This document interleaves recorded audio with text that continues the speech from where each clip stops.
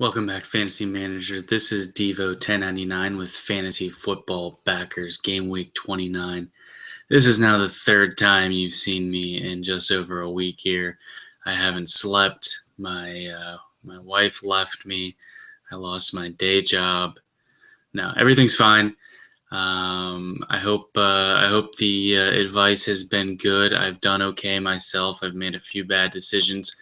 But overall, I'm doing all right, and I really like this slate for Saturday. So I'm going to get right to that. It's late here, early there, and I want to get started on this and see if we can't get you to make a little bit of money here. DraftKings just announced that they are going to have a final. It's not a live final like they do for some other sports, but in terms of football or soccer, it is a really large event. I believe they're paying out $150,000 in prizes. There will be 50 entries, each one worth about $3,000, and the winner will take home $20,000 US. So I think the biggest prize that has ever been done in daily fantasy football. Pretty sure of that. It's pretty significant and exciting, and there are qualifiers that start this weekend. So keep an eye out. I think they'll probably even have some for MLS if you want to try to teach yourself about some of the mediocre players in that league, or remind yourself of the players that have been put out to pasture from their teams in the Premier League. But I will certainly be around trying to qualify, so I'll try to give you some advice here, and you can try to beat me. So if you want to play the early match, it's obviously the most interesting in terms of the title race. Is you've got Spurs hosting Arsenal. Arsenal does not have Petr Cech, doesn't have Koscielny, so they're going to be in trouble, I think, going to White Hart Lane. My advice for this game is probably to leave it alone. Even if you want to play the early slate, I think it would be advantageous to just pass on it unless there's a player that pops up like Trippier, but he won't play. There are players that will have good games in this. There could be goals. I'm not entirely sure how it will play out. I can't really fathom Ospina keeping a clean sheet, but there's enough diversity in the Spurs attack that you might not get the right player anyways. So it's more that I think that the opportunity cost of using players in this match and then not being able to use players on City, players on Everton, players on Southampton, players on even Swansea, Chelsea, would probably hurt you in the long run, and you don't know what sort of value is going to pop up in the teams when team news comes out, following or during the Spurs Arsenal match. So I think that my recommendation would be either sit out the early game in the early slate altogether, or if you want to play the early slate, potentially just don't play any players in that game. Let your other opponents make mistakes. You might lose out on a goal or two. If that game ends up being 4-3 and other managers are using players all over the game, then I apologize in advance. But I think there's enough reasons to pass on that game and focus on the rest. So that is what I'm going to do. It's hard to see anything but a Spurs win in this match as an Arsenal supporter, but stranger things have happened, and they're going to play the full 90 minutes, whether Arsenal thinks they can win the title or not. So let's move to the bridge. Chelsea continues to play exceptionally well, as we all imagined they could to start the season, and it just wasn't there. So they draw Stoke. Stoke is in some trouble in their back line. Bardsley is now going to be out. Adding to Glenn Johnson and Muniesa. I think they're going to struggle. I think that they they were, they benefited from a nice little pair of fixtures this week where they had Aston Villa and then Newcastle at home.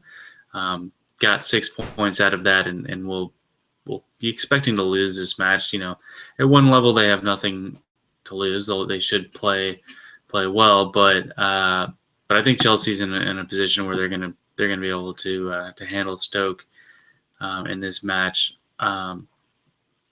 Willian sat out most of the midweek match. I would imagine he gets back into the 11. Costa has already been announced that he will be rested, which likely brings in Remy, who on DraftKings is just 3,100. I like that. I like that quite a bit.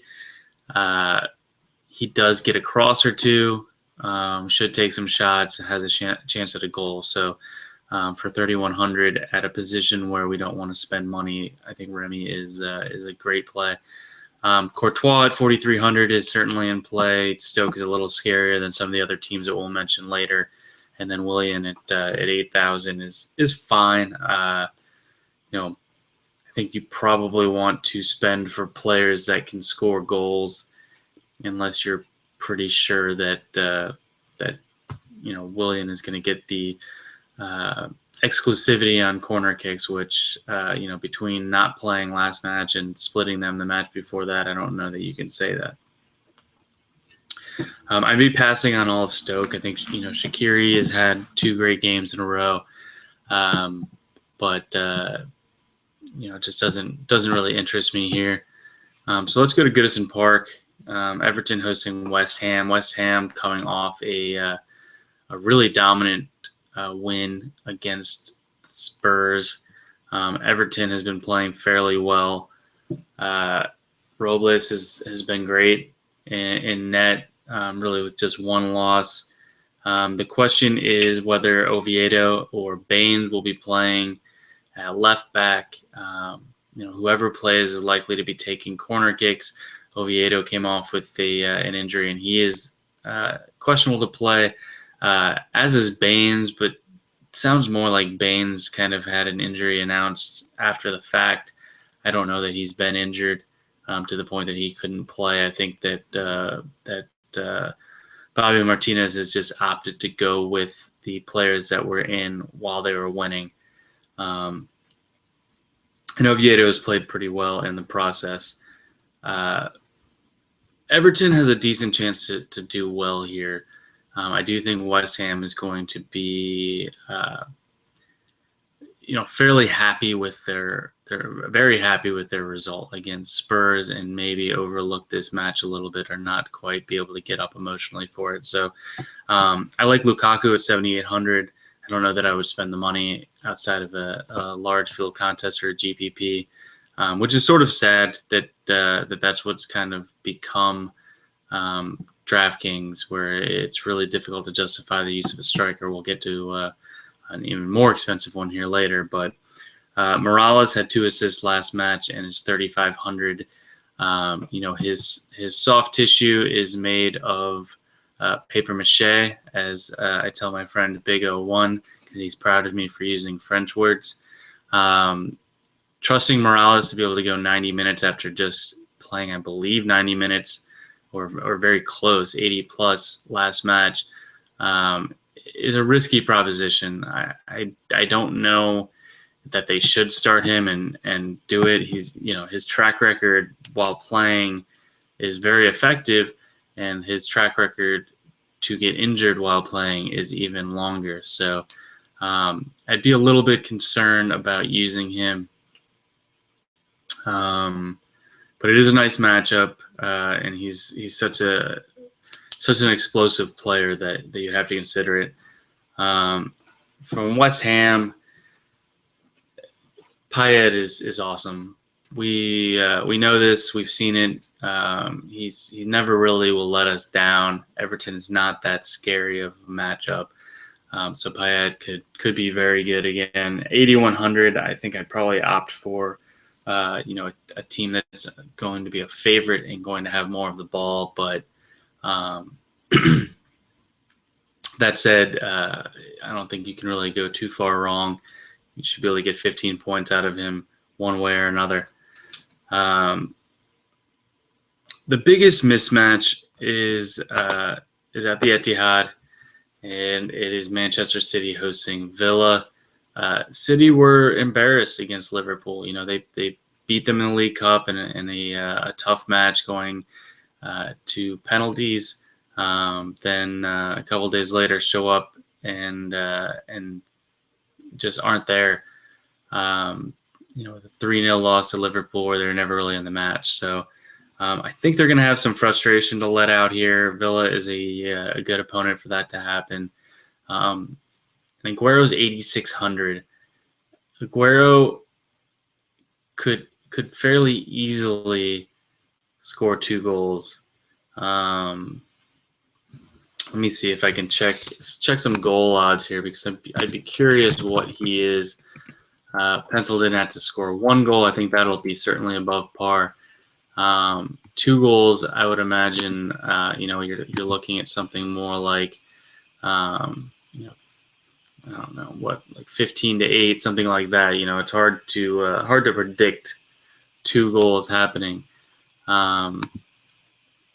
even against Villa from a single player. It's just you know,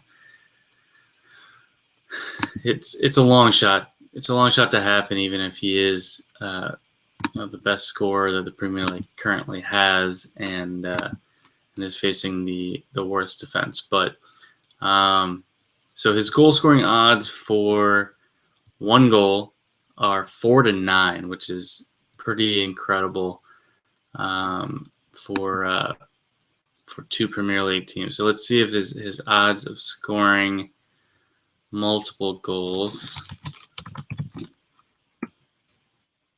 I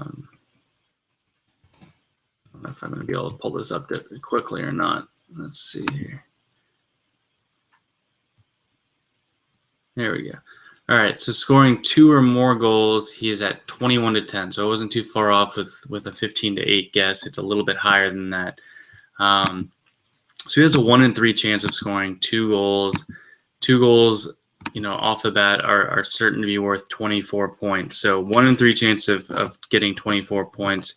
You know, a 2 in 3 chance of getting 12 points, assuming there aren't any points other than that. So at 8,600, it's interesting. I think that with the way that the rest of the slate shapes out, you can have a guy with really phenomenal goal scoring odds, but at a price where, if for some reason he's kept out,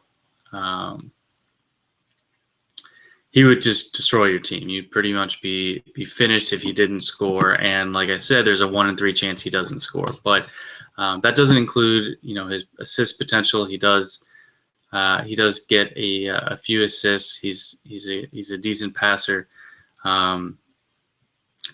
So it's a tough call. I think that for a cash team, you'd have to be pretty confident that he's going to score, and pretty confident with the rest of your team. So you'd have to find some value. You'd have to take some of the cheaper midfielders, but I think it's doable. You know, I made one quick team and I didn't use him, but I could have. And I don't know that my team is really that much better than it would be if I had Aguero. So I'll be playing around with it. I think in qualifiers I'll certainly go both directions. And this might be a week where I make 2 teams, one with Aguero and one without. So I think he's got the potential to be the highest scoring player on the slate fairly easily. He could let us down. He could just score 1 goal, which sounds terrible. But, you know, if he only comes up with 15 points for 8,600, we're not going to be thrilled with that. You got Silva at 6,200, Sterling at 6,000. I don't think you can play Sterling after he came off at halftime last match and looked totally disinterested. But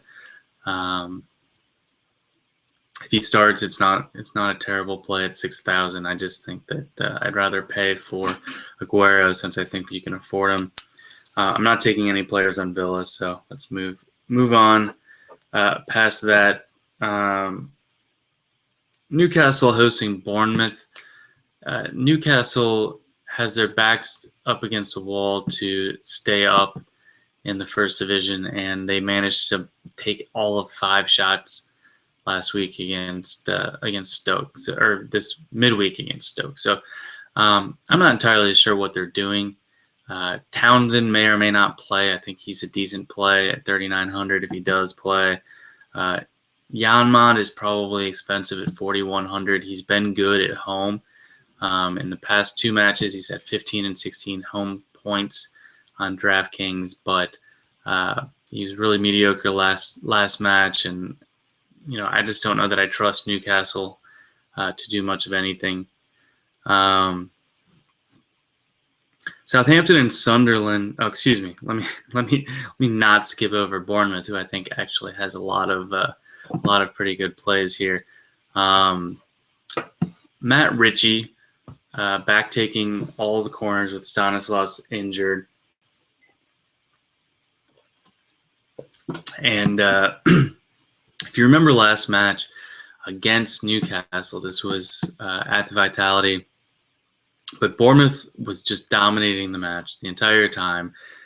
Newcastle got a goal, and Bournemouth proceeded to dominate the rest of the match, but were not able to break through. But Matt Ritchie had 14 crosses and another 9 corners, which is good for 23 points on DraftKings from that alone. I don't think that that's going to happen again, but I think that demonstrates that his upside is certainly there. And he's been playing better of late. He's been averaging around 15 points over the past 5 matches. So at 6,100, he's very much on my radar. 2 forward-eligible players that are good plays for totally different reasons are Benik Afobe and Max Gradel. Gradel was popular last midweek when he got the start. Came through with 10 crosses. His price went up from 3,500 to 4,100. Still a pretty decent option, and like we said, getting any sort of sure points from forward is a very welcome development. Afobe, on the other hand, is more goal dependent, 4,700, but this is a good matchup for him as well. And honestly, he's looked great since he's come over to the Premier League. 3 more games to go for Saturday. First is at St. Mary's. Southampton trying to recover from their 2-0 defeat against Bournemouth, with Sunderland coming to town. Forster's 4,200. He's been great. Last 2 matches not as great, but this should be a good matchup for him. Bertrand at 3,900, I think is a good play. Pella is the only striker left for Southampton. Long is going to miss out here. Charlie Austin is going to probably miss about a month with a hamstring pull. So you've also got Stephen Davis. If he's on corners and Ward-Prowse doesn't play at 3,200, Davis in a match where they should have a lot of the ball will be a pretty sneaky play. He's also capable of scoring.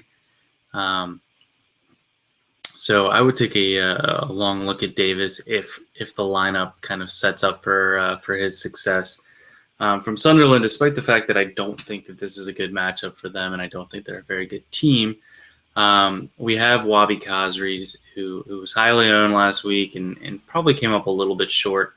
He got about 2.5 times his price, which was fine, but just not where we want him to be, particularly with the ownership percentage that he had. So I do think he's a good play here. So Southampton gives up a fair number of crosses. Sunderland, they're going to need to attack. They can't just sit back and try to steal a point. They really need to be trying to play for 3 points, at least in the first half, until things settle down.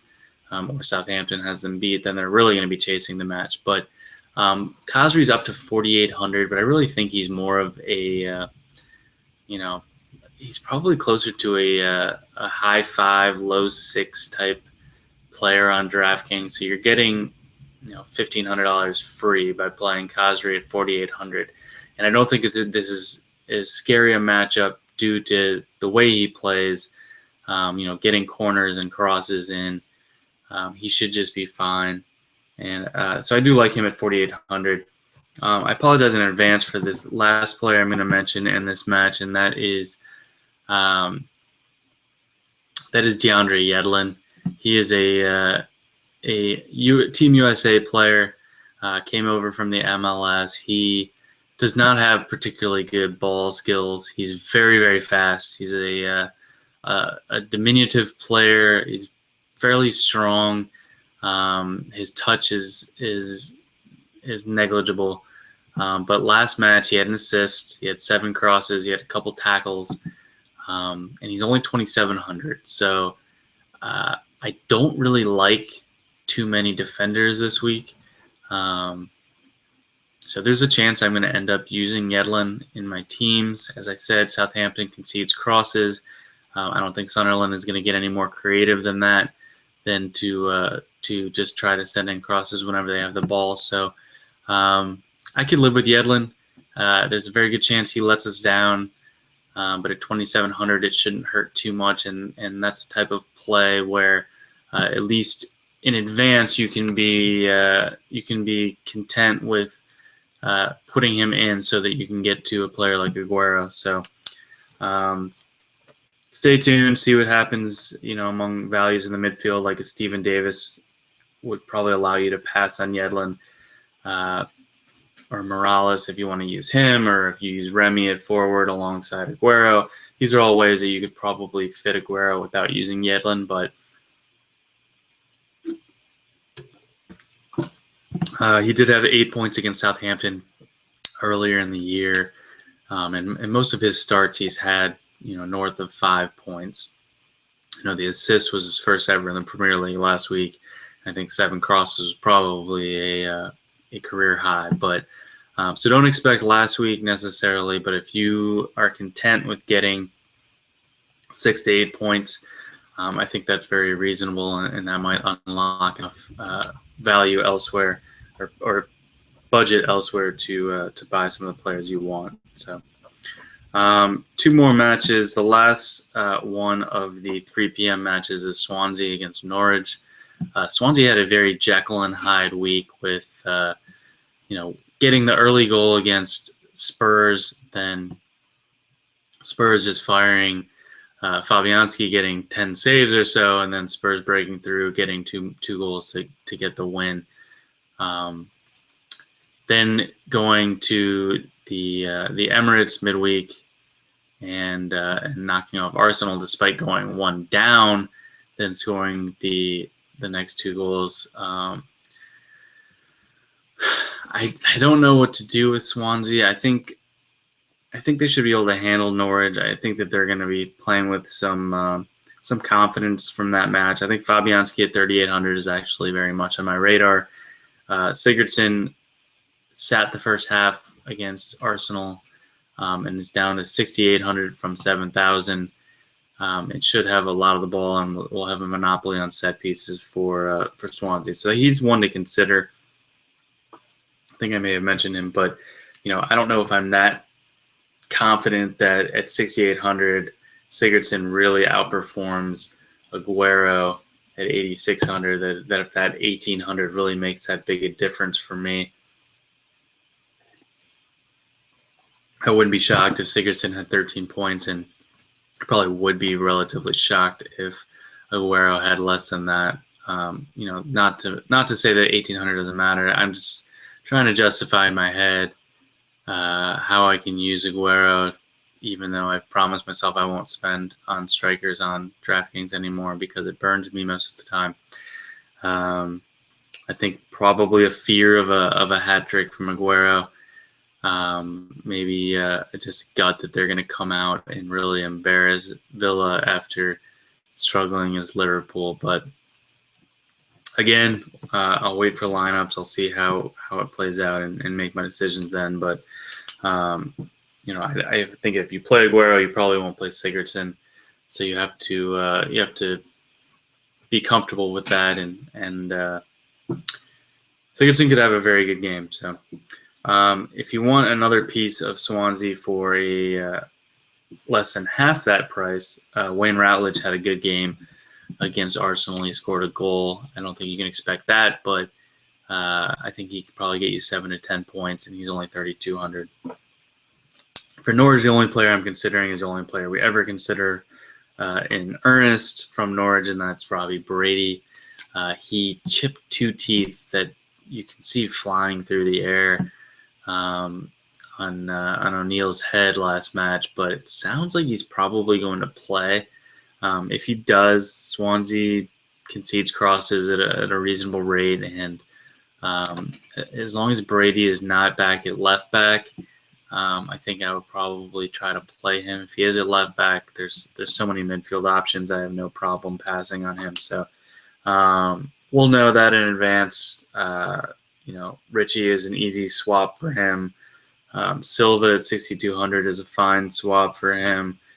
You could even pay up for Sigurdsson at 6,800. So there's a lot of choices in that general area. Last match is Watford hosting Leicester. Watford looked decent against United. The caveat with them is Deeney and Igalo score almost all their goals, and that's who we would be looking to break through against Leicester. I don't think it's necessarily a great opportunity for that to happen. Igalo's been a little bit cold.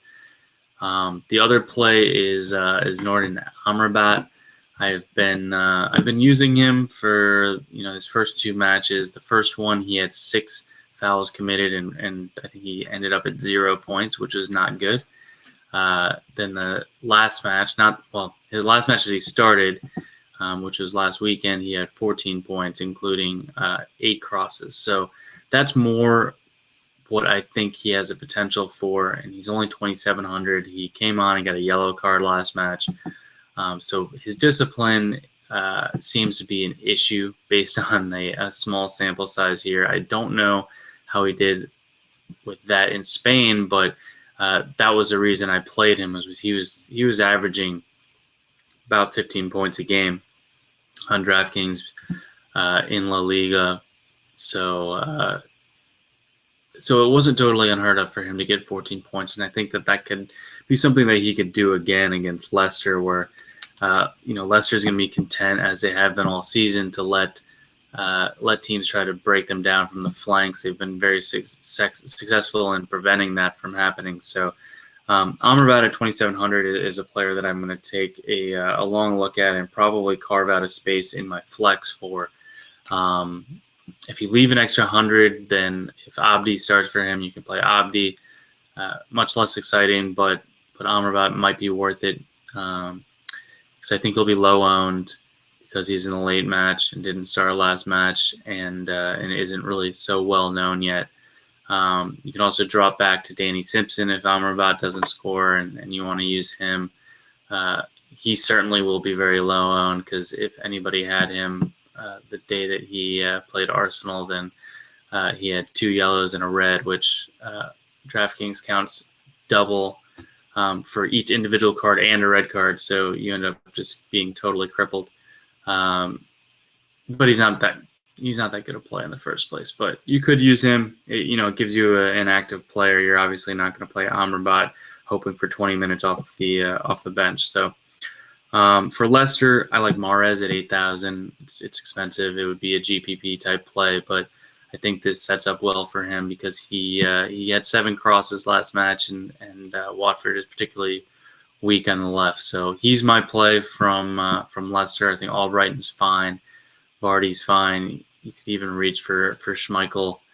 Fuchs at 5,000 seems way too expensive to me, but. So that's it. That's the Saturday matches. I think this is a really interesting slate. There's a lot of decisions to make. There's enough value to get good teams no matter who you play, and you can lead it all off and make your teams while you're watching Spurs and Arsenal. So best of luck. If you have any questions, of course, check us out on Twitter at Fantasy Football or at FF Backers. This is Devo1099 signing off for Fantasy Football Backers. Good luck in Game Week 29.